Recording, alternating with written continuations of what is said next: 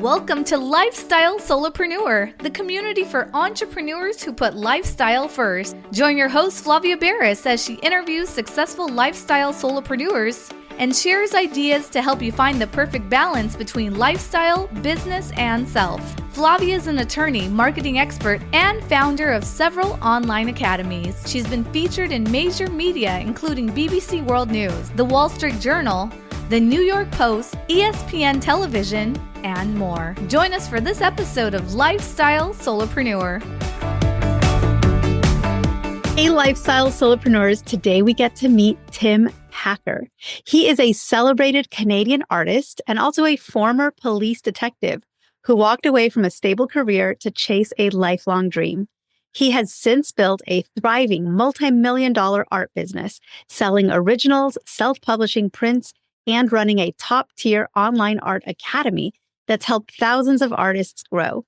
Through the Tim Packer Art Academy and his upcoming book, You Can Sell Your Art, Tim teaches artists how to master both the creative and business sides of their craft.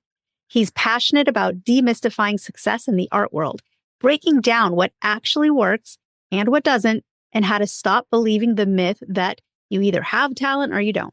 From mindset to marketing, from composition to pricing, Tim is on a mission to help artists finally make a living doing what they love. Welcome to the show, Tim. Oh, thanks. I'm glad to be here. Thank you for having me. I love having you here because, we talk a lot on this show about entrepreneurship, earning a living, creating businesses. And I think a lot of people who are artists at heart feel they sort of need to put that part of themselves up on the shelf or lock it away a little bit and sort of dive into something that feels more, like profitable or economic. But I love that you teach people how to dust off their artistic soul and that is the focus. So tell me a little bit, what's your story? We want to hear about how you, went from being a police detective to what you're doing now. Okay. Yeah. And it has been quite a ride. So when I was about 13 years old, that's when I really decided that I thought maybe I would really like to be an artist. And at the time, the wisdom was, well, you could only be a commercial artist or a graphic designer. You couldn't actually make a living just from painting what you wanted to paint and have people buy it. So I took graphic design in college. I came out of college, ready to take on the world. I wanted to be an illustrator because those were the graphic designers that actually got to draw and paint. But what happened is after college, I had over 2 years, I was in 3 kind of very entry-level positions that were kind of soul-sucking. And I got laid off of all 3. And again, 2 years in, I just realized this is not the dream, was not the dream. And I looked around and the people who were really successful were much more talented than I was. And so I just realized the dream's likely never going to happen. And the Toronto Police Force was hiring. And I thought I could use a job with some stability, with a pension. And so I went down and put in an application. And that was back in 1982. And I ended up getting hired. And that led to an 18-year career on the Toronto Police Force. And it was a job that I really liked and that I did really well at. But it wasn't what I loved. What I loved was art.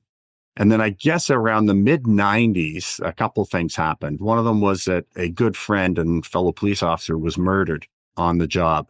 And we all know about our own mortality, but we often don't really internalize it and really, really kind of take it seriously. And when my friend was killed, it just really struck me that there was a lot of things I'm sure that he planned on doing with his life later on. And for me, that was getting back to my art.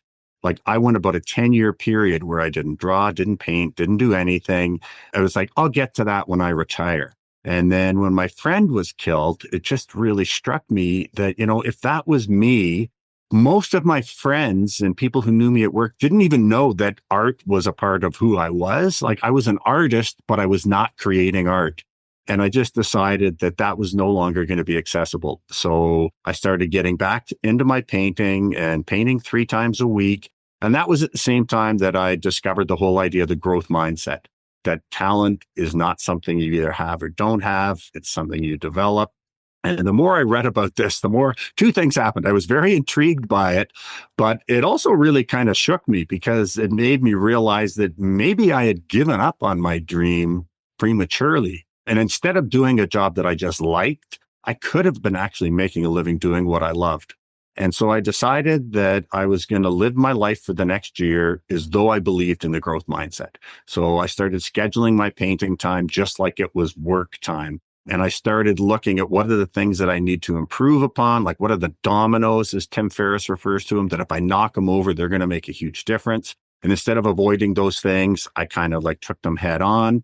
And within a year, my life had changed. I'd been accepted into a few jury shows. I'd won some awards. All of a sudden, people were starting to buy my work. And then literally 3 years from then, my wife and I were having the conversation, not if I would leave the police force to paint, but when I would leave the police force to paint. So with the millennium on the horizon, we decided that was a perfect time. So, when I went home for Christmas vacation at the end of 1999, that was my last day at work. And I started the Millennium as a full-time artist. And I then went on to have eventually a very successful career. And again, was living my dream life. And then in 2019, I had some very serious health issues, almost died a couple times. And that led to kind of my latest kind of business thing, which is my online art academy. Because when I was lying there in the gurney, both times thinking, I'm not sure if I'm going to be here in an hour, the overwhelming feeling that I had was gratitude. I literally had like no regrets. And I was just so thankful for the life that I'd been given. And I knew, yes, this is going to be hard on my wife and my boys. But if it's time for me to go, I just had like a huge thank you to whatever's responsible for giving me this life. And then I realized that, there are so many other people out there who share that dream of being an artist. And most of them are going to come to that moment in their life. And the regret is going to be that they weren't able to pursue that passion. And so that's when I made the decision that I was going to make a full-time shift from just cranking out more paintings, making lots of money, to my main focus being helping other artists achieve their dreams, whatever they are in terms of their art, and ideally making a living from their art.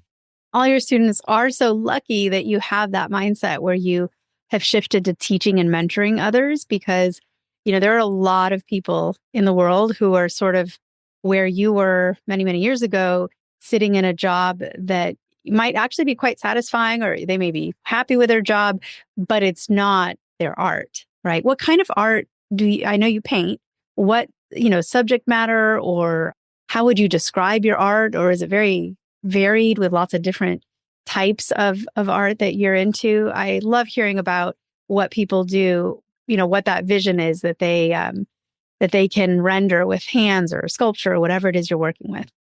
Yeah, so now my work is a fairly narrow kind of subject matter, and it's mainly the Canadian landscape, mainly Ontario, Quebec. But my thing is painting light, and most often light streaming through the trees or light reflected on a lake. But yeah, most of my paintings are, and I'm fascinated by the abstract compositions that trees give us and that forests give us. It's just like an unlimited amount of different types of designs, compositions, colors. And so it's kind of, imagine, the most kind of vibrant fall scene that you can imagine, but with the sun streaming through the trees. That's kind of my subject matter. And I know there's people listening to this who are just furiously typing into their keyboard right now on a search engine, Tim Packer art, because they want to see what you've just described. I know I can see it in my mind's eye. I mean, it sounds amazing. So you're now teaching this academy. How has that shift from being an artist to being a teacher affected your day-to-day? And what differences do you find in these roles? Well, the day-to-day difference is I don't get to paint that much anymore. Most of my time now is spent. So I do a weekly live Zoom call every Wednesday with my students, and we shift that. We rotate from 9.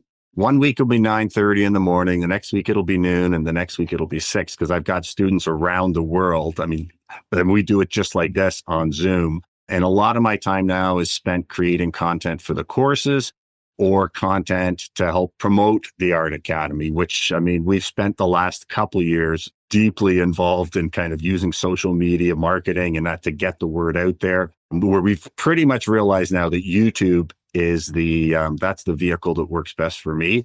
But most of my time now is spent around doing that. I work with my son as well. He works full time for me.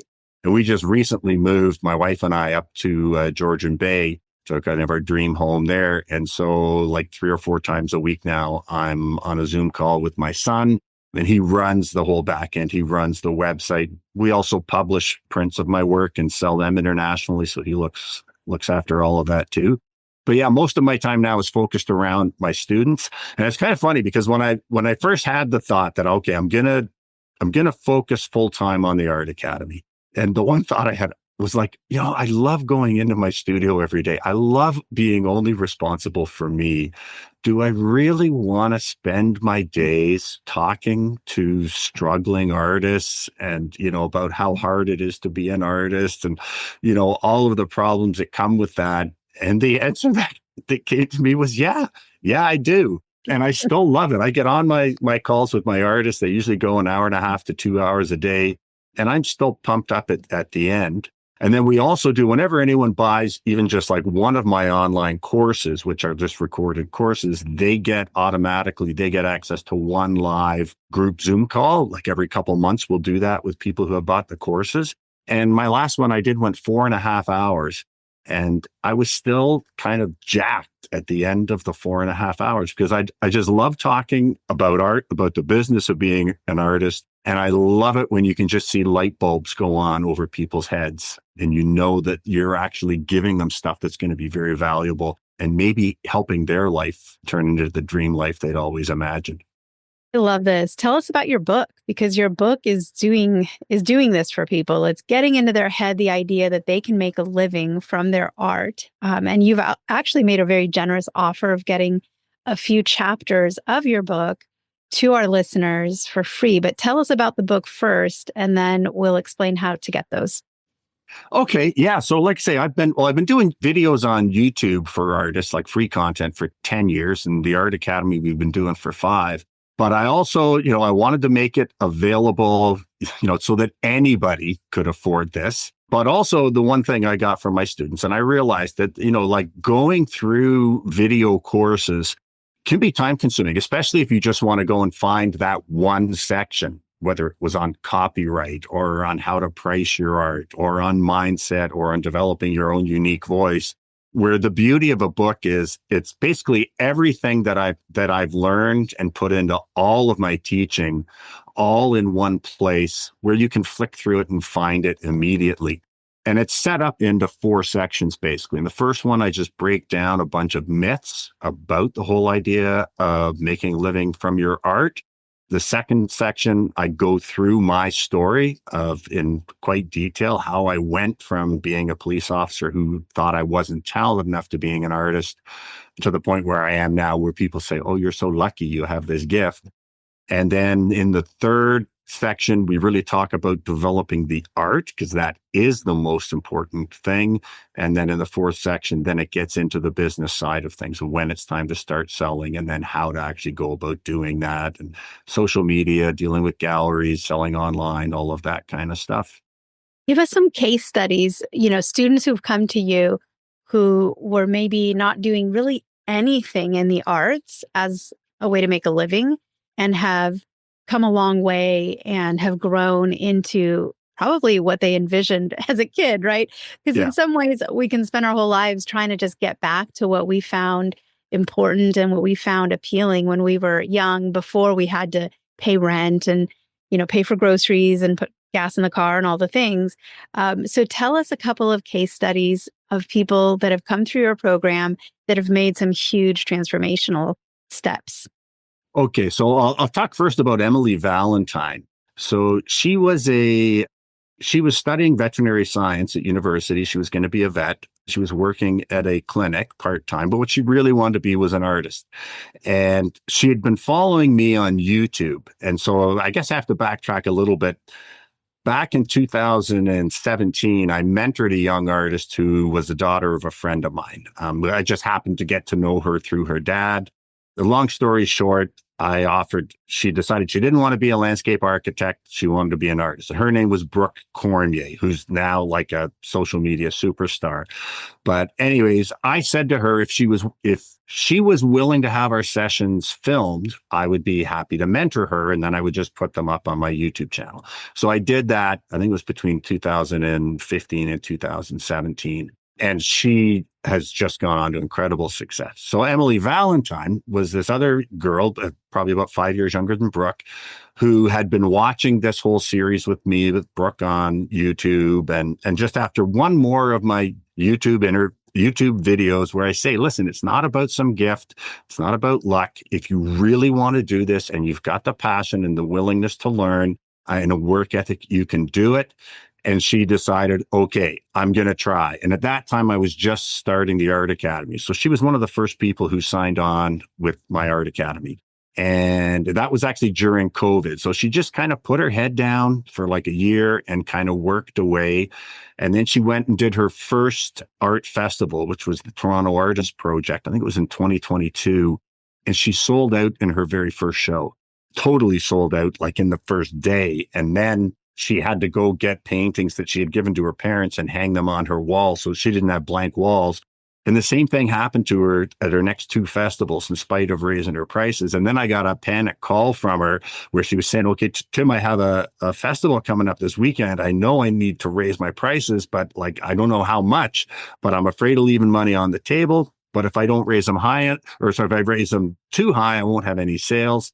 And so we came up with a system. She'd have two different price points. But anyways, at a higher price point, her biggest painting sold that first day right off the bat. And now she's at a point where I think she's got close to 500,000 followers on social media. She doesn't do festivals anymore. She just sells her work online. She was just elected to one of Canada's most prestigious art groups. She was an invited guest at the mayor's annual arts gala in Toronto earlier this year, and she's just killing it. And then another one of my students, Emma Hainstock, I'll try to make this briefer, but anyway, she was studying to get her PhD in some form of biotech. Same thing though, she'd always wanted to be an artist. And after seeing my YouTube videos, she joined on with the Art Academy. And this is really funny because she was part of my mastermind group where we do the weekly calls, but she had never actually ever participated. She was just on there kind of listening and going through all this stuff. And then I got an email from her that said, Tim, you don't know me. I've never actually kind of chimed in, but I've been part of the Academy for a year, and I just want to let you know how it's changed my life. So she went from having never sold a painting before in her life, not even to her family. And then the first festival she did $7,000 in sales. And then by the end of that summer, she had done $28,000 in sales. And she came from a family where she said her options really in her family were either doctor, or doctor. And she was saying, now my parents are like my biggest fans and supporters, and they come to her shows and help her. And she's just on the way to living the life of her dreams. So those are the kind of stories that really make it okay for me when I go, gee, I haven't really painted in 3 months. And it's like, that's okay. I get more satisfaction out of this right now. That is so inspiring. So let's talk about AI, because AI is such a big thing right now, and everyone's talking about it. People are dabbling in it, trying to learn to use it. And there are several AI generation methods and processes and software where you can generate art sort of by speaking it into being, right? You can give a narrative like, in the style of Picasso, please show me an apple and some bananas and a person or whatever.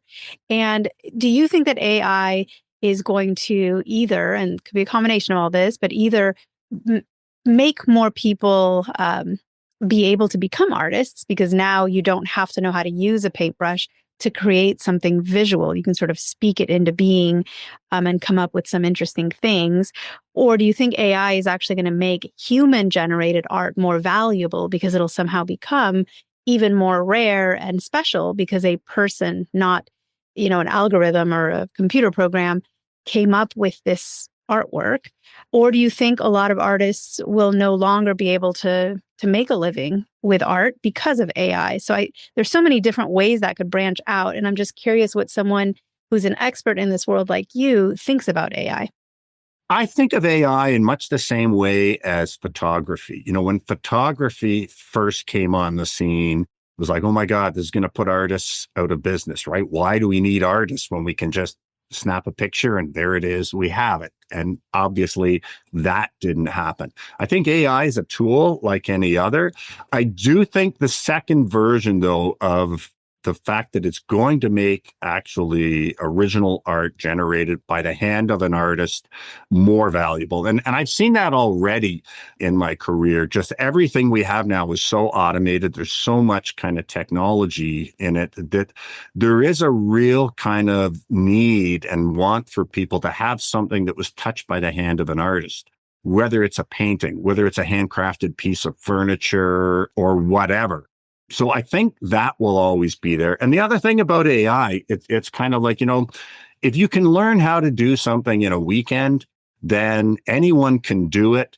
And then I can find someone who will do it cheaper. So that whole AI generated art becomes a commodity that's very easily duplicated. And if it's easily duplicated, then you'll never, ever get to that high price point. Whereas something that is actually done by an artist, that it's taken, many, many years to develop the skills to do that, you can't find someone else to do it just as well, more cheaply. And that's what drives pricing, because pricing is all about, three things. There's desirability, scarcity, and urgency. So there's going to be no scarcity of AI generated art, which means it becomes just commoditized and the price will be very low. And work that's created by the hand of an artist, much scarcer, particularly if it's an artist whose voice is very, very popular. So yeah, I think AI is a tool just like anything else. I use AI right now.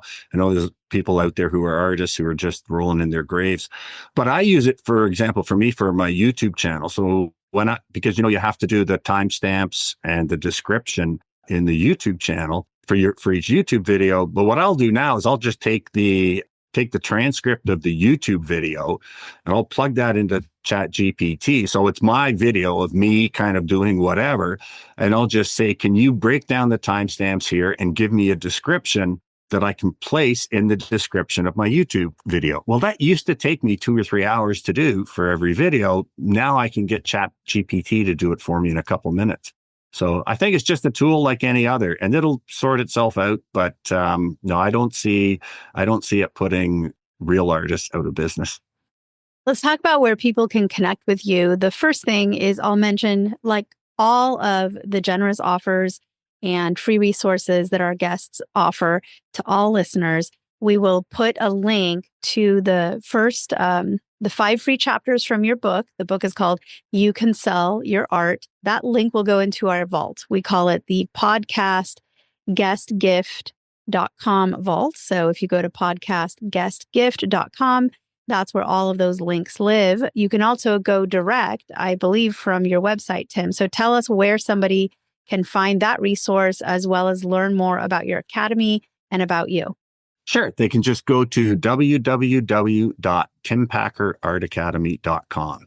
And there's right on the homepage, there's a place where they can sign up to get the 5 free chapters of my book. And they'll learn then about the different courses that I have for offer. And then also they can see a ton of my free content on my YouTube channel. So that's actually under Tim Packer Fine Arts. And there's a couple hundred videos up there. And that's all directed at helping artists earn a living from their art.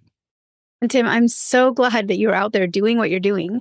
Not just beautifying the world with your own art, but teaching other artists how to unleash that artist within. So thank you for all that you do out in the world. I appreciate it. I know all of your students and fans appreciate it. And thanks also for being on the show today. Oh, it's been my pleasure. Thank you for having me. Hey everyone, thank you so much for joining us, and I hope you enjoyed the show. Don't forget to subscribe to this podcast, and if you leave a review on iTunes, I promise I will read every single review. If you know someone who makes a full-time living from part-time work, and maybe this is you, please visit lifestylesolopreneur.com to nominate a guest or to nominate yourself. Because remember this, money doesn't buy happiness. But money in the hands of a happy person, there is no greater tool. Today's episode was brought to you by the Get Shift Done program. It's a lifestyle-changing online class to help you define your business and lifestyle ambitions. and to set goals in a way you've never experienced before. This class will 10x your daily productivity with methods that will blow your mind. And if you use a coupon code podcast, the class tuition is 99% off. Visit GetShiftDone.com to enroll today.